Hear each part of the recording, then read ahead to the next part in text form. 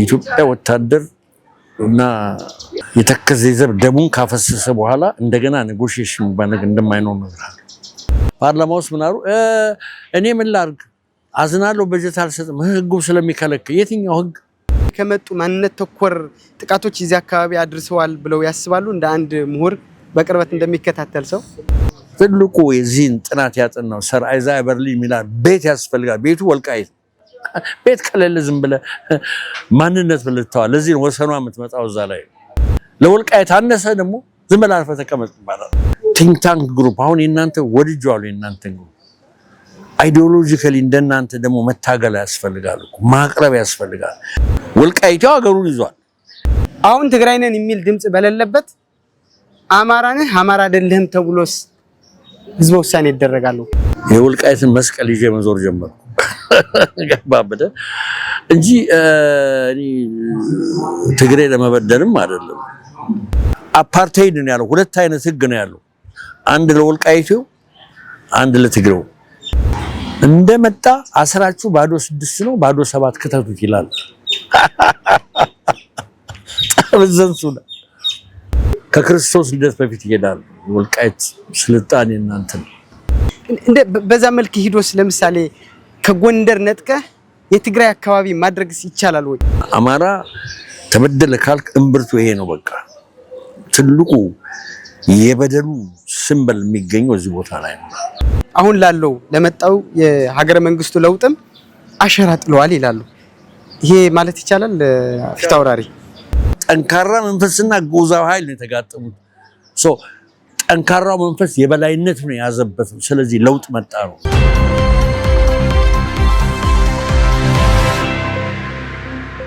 ሰላም ጤና ይስጥልኝ። እንደምን አላችሁ? የወልቃይት ጠገዴ አማራ ሚዲያ ተከታታዮች እንደምን ሰነበታችሁ?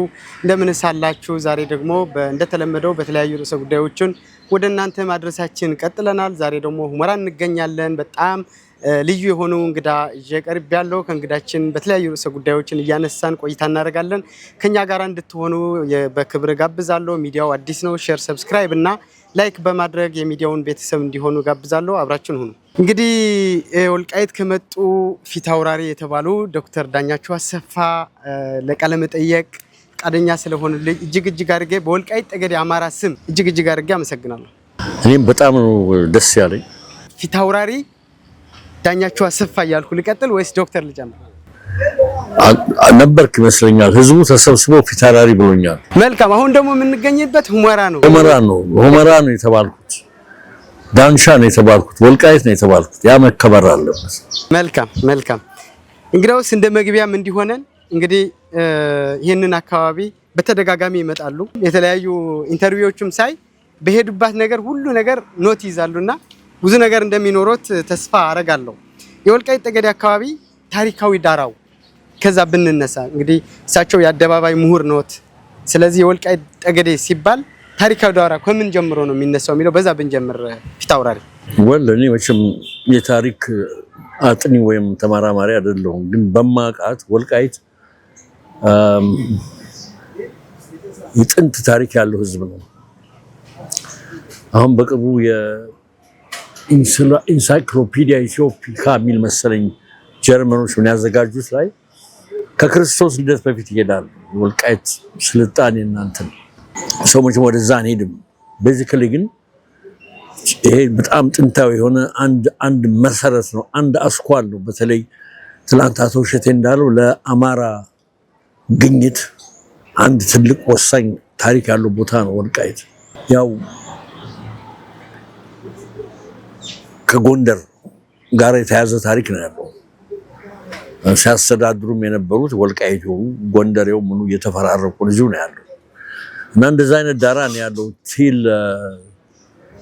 ህዋት ተነግ መጥቶ ወሮ እስከያዘው ድረስ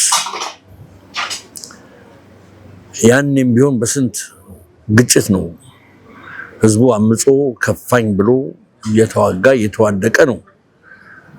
አጠገባቸው ስለሆነ ከዜን ተሻግረው መተው የተቀለሉት እና ለ48 ዓመት በትልቅ አስከፊ ቀንበር ላይ የወደቀ ህዝብ ነው።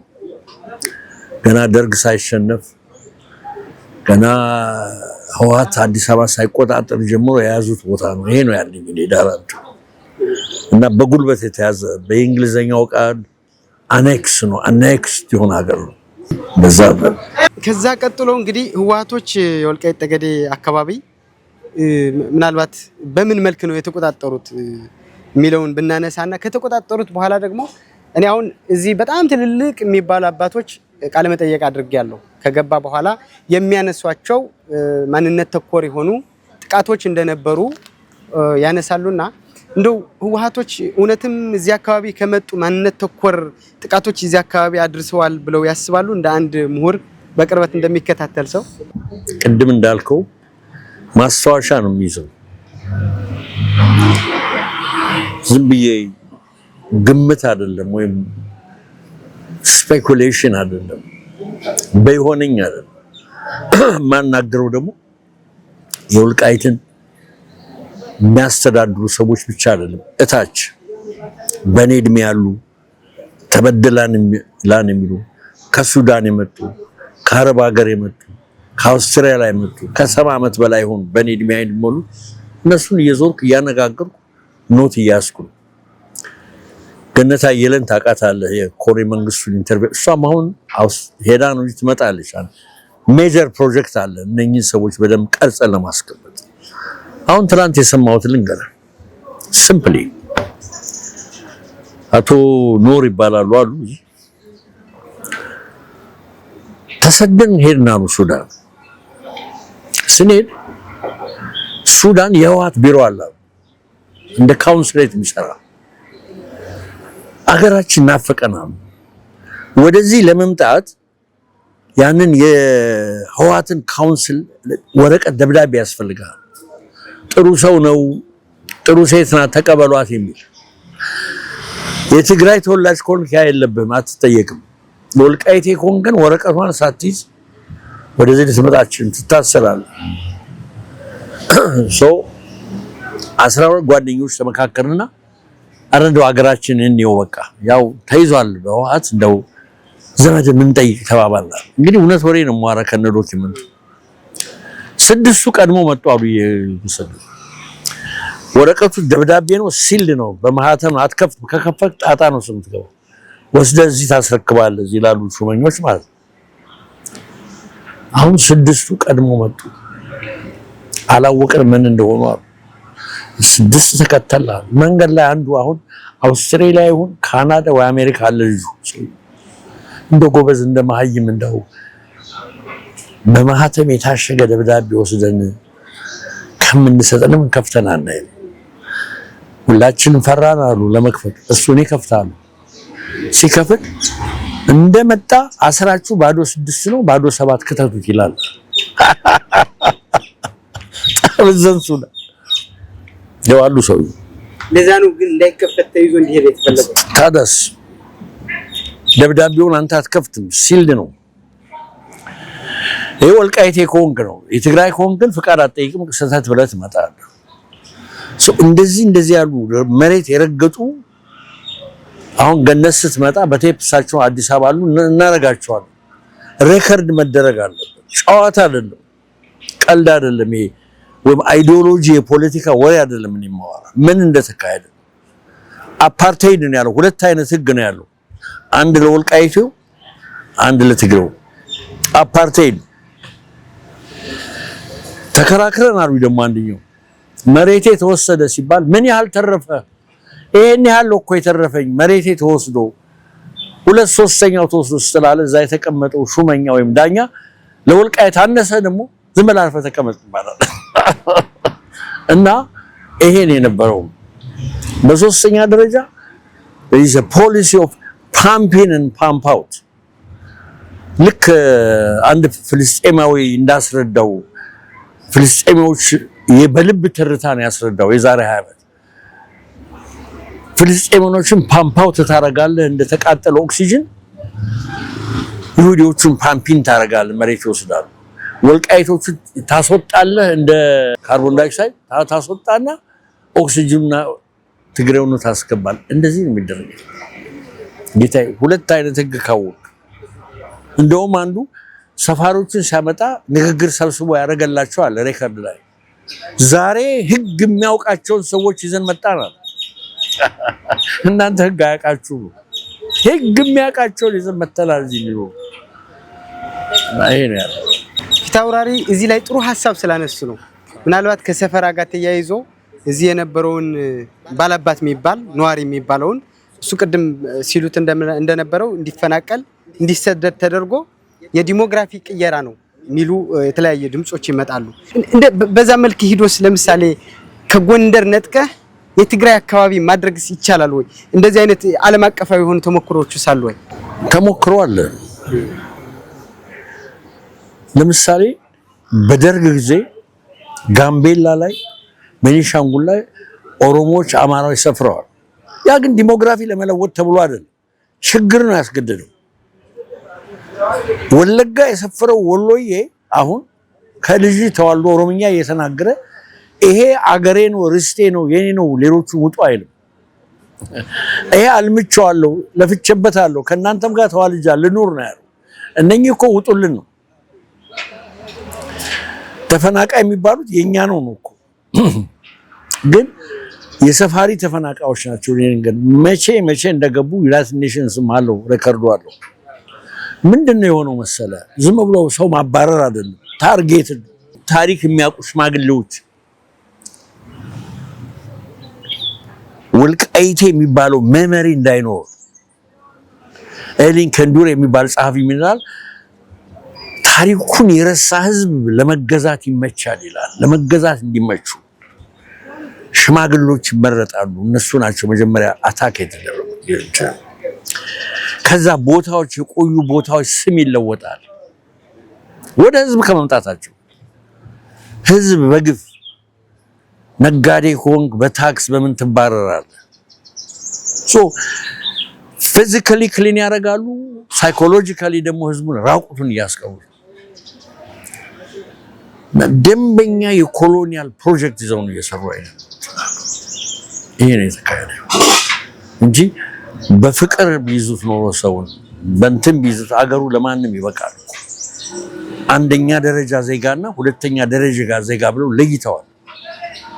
ትግሬው አንደኛ ደረጃ ነው፣ ወልቃይቴ ሁለተኛ። ደግሞ ለወልቃይት አይበቃህም ወይ? አሁን እንደዚህ ይባላል። ሁሉ ሬከርድ የተደረገ እና ይሄ ነው ያለው። ቋንቋን የመሰለ ነገር ይሁን እንደምታያቸው ይናገራሉ እኮ ትግርኛ፣ ባይሊንጓል ናቸው። ቦርደር ኤሪያ ዩዥሊ የትም ሀገር እንደዚህ ነው። አትናገርም፣ አይፈቀድልህም። የምትማረው በትግርኛ ነው፣ የምታለቅሰው በትግርኛ ነው፣ የምትዘፍነው በትግርኛ ነው፣ የምትገጥመው በትግርኛ ነው። እዚህ ቲሸርት ላይ ፋሲል ከነማ የሚል ዋን ነገር ከለጠፍ መከራህን ነው የምታየው። እና እንደዚህ አይነት ሰው አስታውሳለሁ 2008 አካባቢ ዳንሻ ላይ የሆነ ወጣት የፋሲል ከነማ ልብስ ለብሶ የተገደለበትም ነበር። እንደዚህ ነው የእንትናቸው ጥግ፣ የግፋቸው ጥግ ጉድ ነው። እና አማራ ተበደለ ካልክ እምብርቱ ይሄ ነው። በቃ ትልቁ የበደሉ ሲምቦል የሚገኘው እዚህ ቦታ ላይ ነው። ከዚህ ጋር ተያይዞ እንደው ፊታውራሪ አብረው ቢያነሱትም ደስ እንዲለኝ ማለት ነው። ምናልባት ይህንን ሲደረግ ያው ቲፒኤልኤፍ በትጥቅ ትግል የመጣ ኃይል ነው ይታወቃል። ያው የረጅም ዓመት ፕሮጀክት እንዳለም ያው አብሮ የሚያያዝ ነገር ነው። ገና ከተንቤን በረሃ ሲነሱ ወልቃይት ጠገዴን ታላቋን ትግራይ ብለው አስበው የመጡ እንደነበረ ብዙ ምሁራን ፖለቲከኞችም ጭምር ይናገሩታል። ይህንን ሲደረግ ምናልባት በሰዓቱ የነበሩ እንደ ህዝብ እንደታገለ ቅድም እርሶም ሲያነሱት ነበረ። ከፋይ ተቋቁሞ ሲታገሉ ነው እኛ ጎንደሬዎች ነን ከጎንደር መለየት አንችልም ብለው ሲታገሉ እንደነበር እንደው በኢሊት አካባቢ ያው በሰዓቱ በነበሩ ኢሊቶች ለምሳሌ ይህንን አካባቢ ወደ ትግራይ በጉልበት ሲወሰድ ኢንክሉዲንግ የትግራይ ኢሊቶች ይህንን ነገር በኋላ ላይ የሆነ ችግር ሊያመጣ ይችላል የሚል ስጋት አልነበረም? በምሁራዊ አይን ሲታይ ቢዮንድ ማሰብ ስላለ የኛ ኤሊቶች የኛ ኢፒአርፒ ገብተው ነበር፣ ግን ተባረው ወደዚህ መጥተው ነበር፣ ግን በፍጹም አልቻሉም። ይሄን ስለማለት ከፋኛው እየተዋጋ ነው ያለው። ደርግም ለቆ ወጣ ገባ። የትግራይ ኤሊቶች 2005 ላይ ተሰብስበው የሚያወሩትን ስለ ወልቃይት ትሰማለህ። አንድ በጣም ቅርብ የሆነ የትግራይ ሰው የጻፈው መጽሐፍ አለ። የህወሓት የቁልቁለት መንገድ ብሎ የጻፈው ላይ ታያለህ። ተሰብስበው እና አባይ ወልዱ እነ ደብረጽዮን እነ በረከት ስምኦን ተሰብስበው ያወሩት ወሬ አለ። እንዴት ነው ግርግር አለ። በረከት ምን ይላል? የአማራው ነፍጠኛ ብዙ ዋጋ አስከፍሎናል ይላል። ነፍጠኛ ብሎ በወልቃይት የተነሳ። አባይ ወልዱ ደግሞ አይ ምንም እኮ ችግር የለም ያሉት አማሮች መጤዎች ናቸው ካሉም የአስተዳደር ግድፈት ነው የሚባሉት አለ። ቋንቋ የአስተዳደር ምንድነው የሚለው አለ ችግር ነው እንጂ ሌላ ችግር የለውም። ዲሞግራፊውን በጣም ከለዋወጡት በኋላ ዲሞግራፊው ለበለበ ኢንቴንሽናሊ ትግሬውን በቁጥር ለማለት በቃ ለማወጥ ባህሉን ትውጣለ ፊዚካሊ አገሩን ትውጣለ። የአማራው ኤሊት እኔን ልጨምር ይችላል እንዴ? ልጅኛው ውጭ ሪሞት ነና ልጅ ያለው አያቴ ስለ ወልቃይት ያወራ ነበር። ወልቃይቴ ጁየን ባላባት ነው ያቃ ወልቃይት ይላል።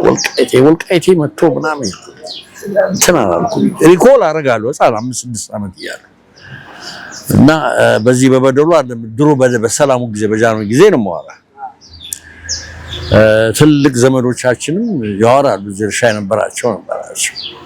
እንግዲህ ከዛ ሁሉ ነገር አልፎ እንግዲህ በቅርቡ ሊባል የሚችለው ያው በህጋዊ መንገድ ያው የተቋቋመው የወልቃይት ጠገዴ የማንነትና ወሰን አስመላሽ ኮሚቴ አለ። የህዝብ ይዞት የተነሳው ጥያቄ አለ። ይሄንን ኮሚቴ ይዞት የተነሳ ጥያቄ እንዴት ነው የሚያዩት? በጣም ትልቅ ጥያቄ ነው። ደግሞ በጣም እንትን የሚያደርገው ጥሩ የሚያደርገው መሰለህ ሁለት ነገር ነው ያዘው። የማንነትና የወሰን ነው። የማንነት ጥያቄ ሄዶ የሰልፍ ዲተርሚኔሽን ጥያቄ ነው ማንነት። ወሰን ደግሞ ያገር ነው። ሁለት ባላ ያዘ ነው። ብዙ ጊዜ ሰዎች አይረዱት። መጀመሪያ እኔ ከሌ ነኝ ስትል እከሌ መሆንህን ኤክሰርሳይዝ የምታደርግበት ቤት ያስፈልጋል። ትልቁ የዚህን ጥናት ያጠናው ሰር አይዛይ በርሊን ሚላን ቤት ያስፈልጋል። ቤቱ ወልቃይት ቤት ከሌለ ዝም ብለህ ማንነት ብለታው ለዚህ ነው ወሰኗ የምትመጣው እዛ ላይ። ሰልፍ ዲተርሚኔሽን የቱ ነህ ነው። ሰልፍ ዲተርሚኔሽን ኤክሰርሳይዝ የምታደርገው ቤት ያስፈልጋል። this is your house feel at home ይላሉ አይደል? ስለዚህ ሁለቱን መያዛቸው ብልህና በጣም የበሰለ አካሄድ ነው። የወሰንና የማንነት ጥያቄ ያደረጉት ይላል። ቅድመ ለውጥ ነው ይሄንን ነገር የተጠየቀው። ያው 2008 ማለት ምናልባት የኢትዮጵያ ፖለቲካ ኢህአዴግ መር የነበረውን መንግስት የተንገዳገደበት በነበረበት ጊዜ ማለት ይቻላል። አንዱ ምክንያትም ደግሞ የወልቃይት ጠገዴ የወጣቱ ግድያ የህዝቡ በባህሉ በአማርኛ ቋንቋ የማይነገርበት ሰዓት ስለነበረ ከዛ ጋር ተነስቶ የመጣና ምናልባት ኮሚቴው ላይ በደንብ ፎከስ ብናደርግ ብዬ ነው። ለምሳሌ መቀሌ ድረስ ሂደው በዛ ጊዜ የጠየቁ የኮሚቴው አባላት አሉ። ቀጥሎ ደግሞ አዲስ አበባም እስከ ፌደሬሽን ጫናው እንዳለ ሆኖ ማለት ነው ይህንን ተቋቁሞ መጠየቅ ቅድም ሲሉኝ ነበር። እርሶ አሁን ለምሳሌ ወያኔዎች በዛ ጊዜ ኢሊቱን እያጠፉት ስለነበሩ ድፍረት ማለት ይቻላል ወይስ ምን ማለት ይቻላል? የኮሚቴው አሁን ትክክለኛ የፖለቲካ መንገድ የተከተሉት ህገ መንግስቱ መጀመሪያ ጥያቄ መቅረብ ያለበት ለክልሉ አድሚኒስትሬሽን ነው ይላል። ያንን አቀረቡ። አልተመቸኝም የሚል ህዝብ ካለ ወዘን ተከለሉ። ያን ሲያቀርቡ መልስም አልተሰጣቸው። በተወሰነ ጊዜ ገደብ ይላል 2 ዓመት ይመስለኛል። መልስ ካላገኘ ወደ ፌደራል ምክር ቤት ሄዳለ ላይ የተጻፈው ነው ማለት ታይዘው ሲሄዱ አስቆሟቸው። መንገድ ሊገቡ ሲሉ አዲስ አበባ አሰሯቸው። ጫንጮ ደነደሉ ብሎ 100 አለቃ ተስፋዬ ነው ያገጣሚ ማን ነው? ተስፋው ማንዴ ጫንጮ ደነደሉ ብሎ የገጠመው ቢትፉል ግጥም አለ። አፈሱና ጫንጮ ከተቷቸው። እዛ አካባቢ አሰሯቸው። የመጡት በሰላም ለእንትን ለማለት ከዛ ስንት ኢንተርቬንሽን መጥቶ ምናምን የተፈቱት። ይሄ አልበቃችሁ ብሎ ጎንደር ሊስት ይዘው ለቀማ ጀመሩ። ሐምሌ 5 እንግዲህ የዛ ውጤት ነው የለቀማ ውጤት እንጂ እነ ኮሎኔል ደመቀ እና ግሩፑ ፕሮፐር የሆነ ዲሞክራቲክ ኤንድ ኮንስቲቱሽናል መንገድ ይዘው ነው የጠየቁት። መልሱ አንድ ዲሞክራቲክ አንድ ኮንስቲቱሽናል መልስ። አሁንም ያው ነው።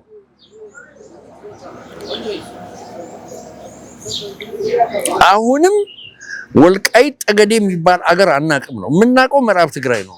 ይህን በደንብ አድርገን ትረዳ። ልታናዳቸው ከፈለግ ወልቃይት የሚባል ስም አንሳ፣ ጠገዴ የሚባል ስም አንሳ፣ ምዕራብ ትግራይ ነው።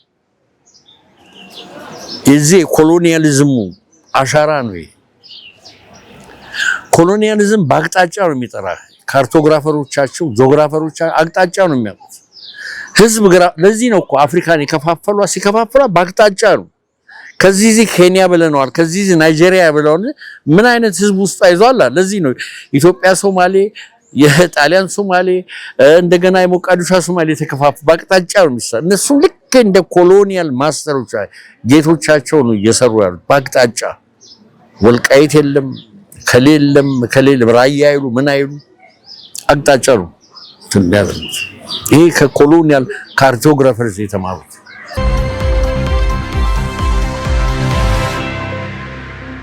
ብዙ ሰዎች ምሁራን፣ ፖለቲከኞች፣ አልፎም የመንግስት ሰዎች የሚሉት አንድ ነገር አለ። የወልቃይት ጠገዴ በተለይ የሐምሌ 5ን የጎንደር ጥይትን ለኢትዮጵያ ፖለቲካ ትልቅ መደላደል የፈጠረ ነው። ለውጥ ያስፈልጋል ብሎ እንዲነሳሱ ያደረገ ነው። አሁን ላለው ለመጣው የሀገረ መንግስቱ ለውጥም አሸራ ጥለዋል ይላሉ። ይሄ ማለት ይቻላል ፊት አውራሪ? ይሄ ብቻ ግን አይደለም። ኦሮሚያ ውስጥ የቄሮንም እንዳንረሳ፣ እዛም ተነስተዋል።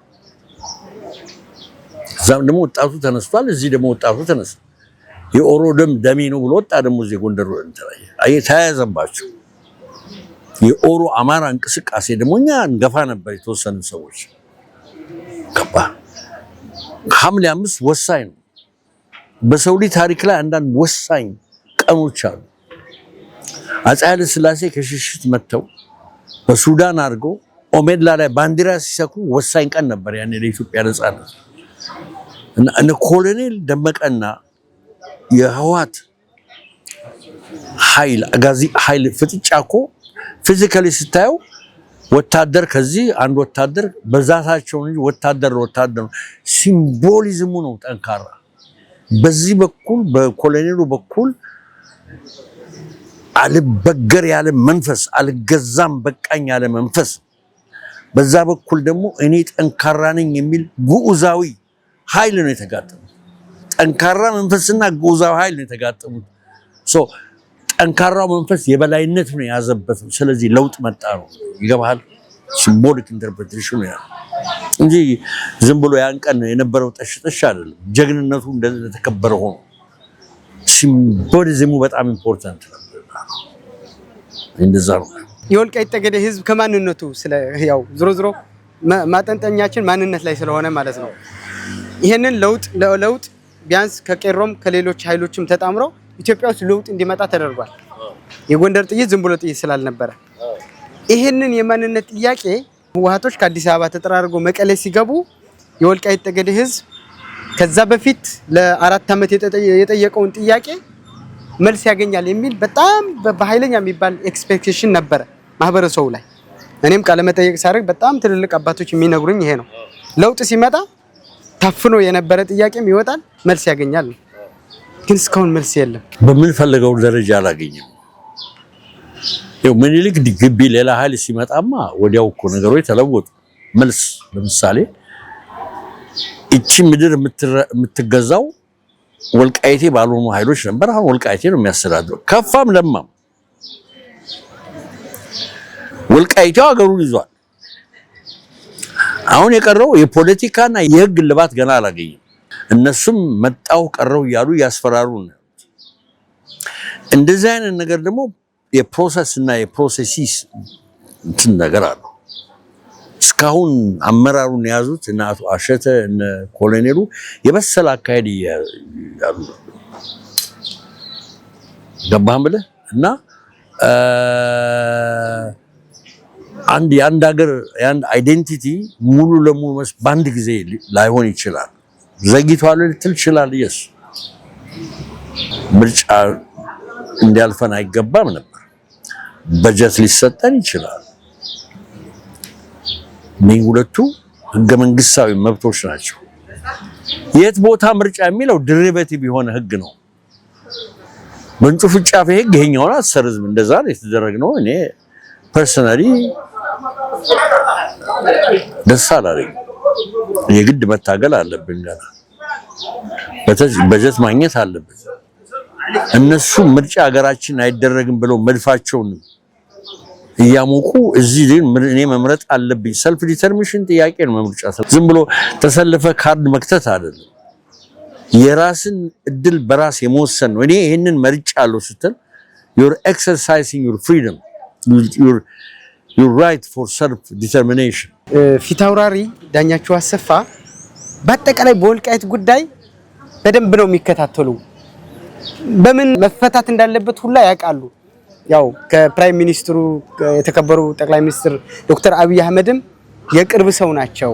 ቶሎ መልስ አልተገኘበትም፣ ግን መልስ ያልተገኘበት ነጥቦችም አስቀምጠው እንደው በቀጣይስ በአጭር ጊዜ ውስጥ መልስ የሚያገኝ ዋናው የጠቅላይ ሚኒስትሩ ዳይሬክሽን አቅጣጫ ልክ ነው ልክ አይደለም ወይ ነው። እኔ ይሄ መፈታት ያለበት መንገድ በዚህ ነው ብለው ሰውየው አስቀምጠዋል። ያ ትክክል ነው ወይስ ትክክል አይደለም ነው ጥያቄ። መቼ አይደለም መቼ በጦርነት መድፋፋፍ ላይ ነው ያለነው። ሰው ያሉት ምንድነው? ፓርላማ እኔ አይደለሁም የምወስነው እናንተ አይደላችሁ የምትወስኑ፣ ይሄን የሚወስነው የወልቃይቴው ነው። ይሄ የሰልፍ ዲተርሚኔሽን ጉዳይ ነው እንጂ እንደ ድሮ ራስ አባተ የእጁን ለከሌ ሰጡ አይነት ወሬ አይደለም። ወይ ደግሞ አጼ ምኒልክ ለራስ ደምስ ወለጋን ሰጡ አይነት ወሬ አልፏል። ይሄን ያውቃሉ፣ በደንብ ይረዳሉ። እንደውም አስታውሳለሁ ከአድዋ የመጣም ከደብረ ማርቆስ የመጣም አይመለከቱም። ይሄ የወልቃይቴው ጉዳይ ነው። ልጆቻቸው አሉ፣ ልጆች የነሱ ጉዳይ ነው። ሰልፍ ዲተርሚኔሽን እና አብይ አግኝተውታል። እኛ በዛ እነሱ ስማ አይፈቅዱም። ያውቃሉ፣ ውጤቱን ያውቁታል። እነሱ እኮ መጀመሪያ አንተ ለድርድር የምትቀርበው እኮ ተደራዳሪ አለ ብለህ ስታምን አያምኑም። የአማራ ወራሪ ኃይል ያዘው ነው እኮ ወልቃይቴ ጠገዴው እከሌ የሚባል አያውቁም። ጠለምት አያውቁም። ከማን ጋር ይደራደራሉ? ግጠሙን ነው ያሉት። አንድ ዙር አለ ነው የሚሉት። እኔም አንድ ዙር አለ ብዬ አምናለሁ። እና እኛ ለማፋጠን እንሞክራለን። በህገ መንግስት የተመረጠ መሪ የላቸውም። በህግ የተመረጠ ፓርላማ የላቸውም። ኢሊጋል የሆነ ነገር ነው የተሰባሰቡት። እኔ በደል አለ የምለው ኢን ዘ ሚን ታይም በጀቱ መለቀቅ አለበት። ኢን ዘ ሚን ታይም እኛ መምረጥ አለበት። እዛ ላይ ነው አሁን ትግላችን። እዚህ ላይ ነው ይሄ ማንነት እንትኑ ሰፋ ማለት አለበት። ቲንክ ታንክ ግሩፕ አሁን የእናንተ ወድጄዋለሁ። የእናንተ ግሩፕ አይዲዮሎጂካሊ እንደናንተ ደግሞ መታገል ያስፈልጋል፣ ማቅረብ ያስፈልጋል። ስፒች ፒክቸርስ እነኚህ ኢምፖርታንት ነው። በእኛ በኩል እየሰራን አይደል? ስራ እኛ በእኛ በኩል ሰራ ነው። አብይ ዝም ብሎ አልሰጠንም ከማለት እኛ መስራት አለብን። አሳምነን ቁጭ ማረጋለን። እውነቱን ይዛል። ያውን ያስከው ይሄ ኢምፖርታንት ፖይንት ነው፣ ቀላል እንዳይመስል። ለዚህ ነው ለአንተ ኢንተርቪው መስጠት ስራ ላይ ስለሆንኩ ትልቅ ስራ ነው። ይሄን ነገር እናንተ የዚህ ወልቃይት ጠገዴ የአማራ በጣም ጥሩ ነው። በጣም ቆንጆ የሚባል ነጥብ ስላነሱ ነው ፊት አውራሪ ጠቅላይ ሚኒስትሩም በፓርላማ ወልቃይት ላይ በጀት መከልከላችን ተገቢም አይደለም ብለዋል። ስቲል በጀቱ አልተለቀቀም። ቅድም ባስቀመጡት ነጥብ ነው የህግ ጉዳይ ነው አሉ። እኔ ደግሞ ህጉ ይሄኛው ትንሹ ህግ ነው፣ ትልቁን ህግ አጣሱ ነው ያለው። ትናንትና እኮ ሶሻሊዝም እነ መንግስቱ እኩልነት እናመጣለን ብለው ሊበርቲን ጣሱት። በእኩልነትና ሊበርቲ ወሳኝ ነገሮች ናቸው። እኩልነትም ጥሩ ነው፣ ሊበርቲ ግን ሊበርቲን ታፈርሳለህ። እኩል አደርጋለሁ ህዝቡን ብለህ የሰው መብት ትጋፋለህ።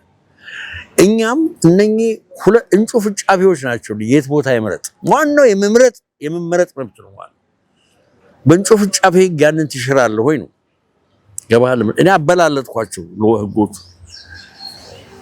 ስለዚህ እሳቸው ፓርላማ ውስጥ ምን አሉ? እኔ ምን ላድርግ አዝናለሁ፣ በጀት አልሰጥም ህጉ ስለሚከለክል። የትኛው ህግ ገባህ? እኔ ነው ሰውየው በአሁኑ ጊዜ ይበጃታል ኢትዮጵያን ብሎ ከሚያምኑ ሰዎች ማለት ነው። ቅርብ ያማክረዋል። ምን አንዳንዶቹ ሰዎች በቃ አብረን እንደው ስንዞር ምንድን ነው እኔን አይተኸኝ ታውቃለህ? ጌታቸው ረዳን ነው የምታየው።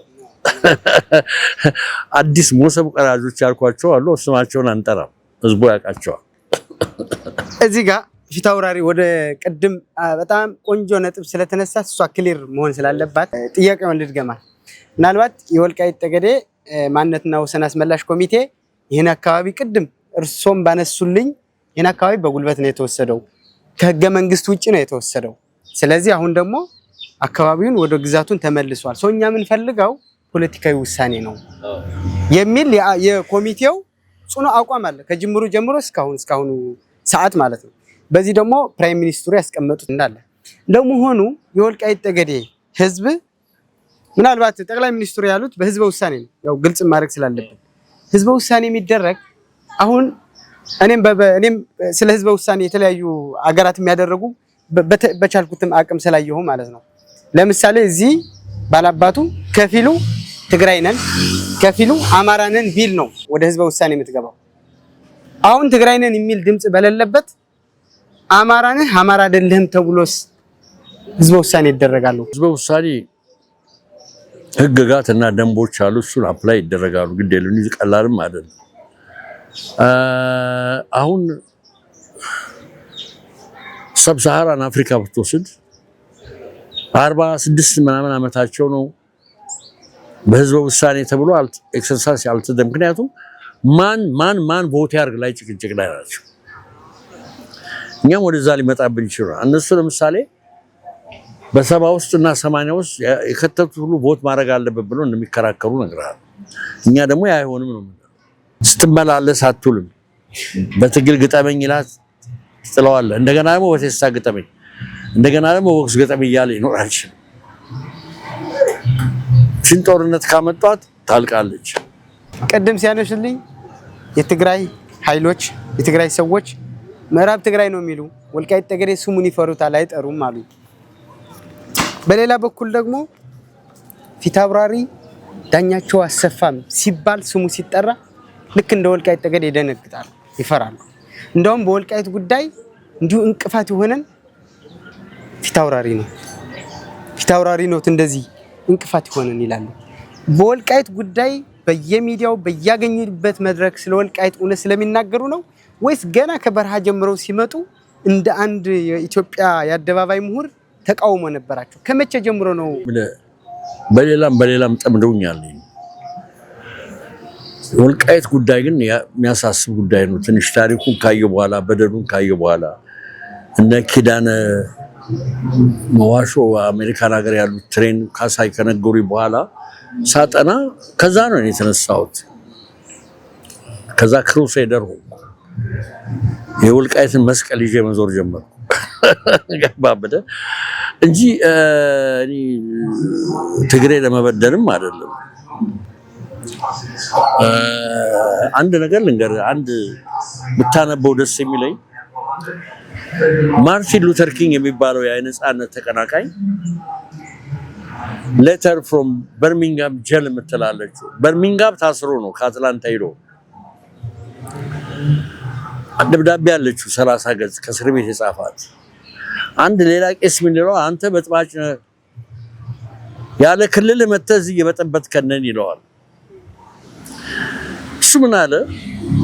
እኔ አሜሪካ ዜጋ ነኝ ሲጀመር፣ የትም ቦታ ሂጄ ማለት እችላለሁ ካለው ግን ዋናው ቁም ነገር ፍትህ የተበደለበት ቦታ ለዛ አቆማለሁ። በርሚንጋም አይደለም ሌላም ሀገር አቆማለሁ፣ የሚከለክለኝ የለም ማለት የኔ እንትኔ ፍትህ መጓደል ነው። ወልቃይቴውን ብዬም አይደለም ወይም ትግሬውን ለመጥላት ሳይሆን ፍትህ የተበደለበት ህዝብ፣ ፍትህ እውነት የተደበቀበት ቦታ፣ ግፍ የተሰራበት ቦታ ስለሆነ ያንን ድምጻችን አጉልተን መናገር ጀመረናል። ያው እየተከራከርን ያለ ብዙ ማስፈራሪያ ብዙ ነገሮች ይደርሳሉ፣ የማይደርሱ እንዳይመስል። ግን እኔ ባለሁበት እድሜ እንኳን የምትፈራው ነገር ብዙም የለም። ኖረሃል።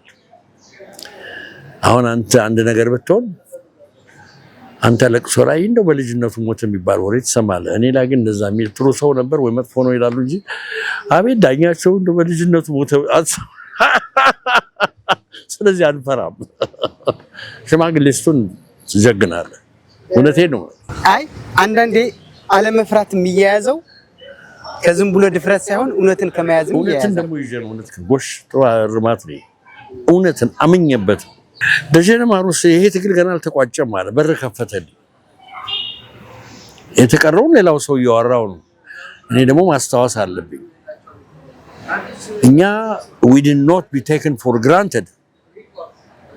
መንግስት ስለደገፍን ፌደራል አርሚውን እየጠበቅን ምን ስለሆነ ዝም ብለን መረሳት የለብንም። ምርጫ እንዲካሄድ መደረግ ነበረበትና ይሄ ፖለቲክስ ኦፍ አፒዝመንት የማባበል እናባበላቸው ነከሌን በሚል መጥፎ ፖለቲካ ነው። ብዙ ዓለም ጦርነቶች የተነሱት እያባበሉ ነው የተነሱት። አይ ሂትለር የፈለገውችን ነው ከሌን የፈለገውችን ነው ግድ ይሄን ብንሰጠው ለሙሶሊኒ እኮ አቢሲኒያን ብንሰጠው ችግር አያመጣም እየተባለ ወደ ሊቢያ በቃ እንደዛ ነው። መቀሌ ካሉ ህወሓቶች ሁለተኛ ክንፍ አዲስ አበባ ገብቷል።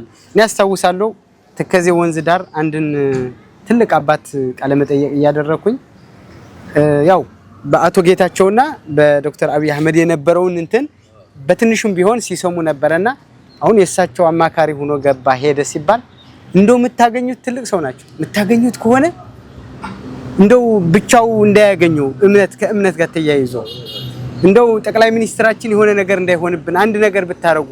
እነዚህ ሰዎች ከጥንት ጀምረው ቆዳቸው እየቀያየሩ ነው የሚሄዱ። ምንም ጥርጥር የለውም። ገብተዋል ጻድቃን እሱ ከሌ ግን አብይም ደግሞ ዝም ብሎ የሚገፈተርና የሚሰማ ብቻ አይደለም። ያ ተስፋ አለ። ዝም ብሎ ባሾኮሾኩለት መንገድ የሚሄድ ሰው አይደለም።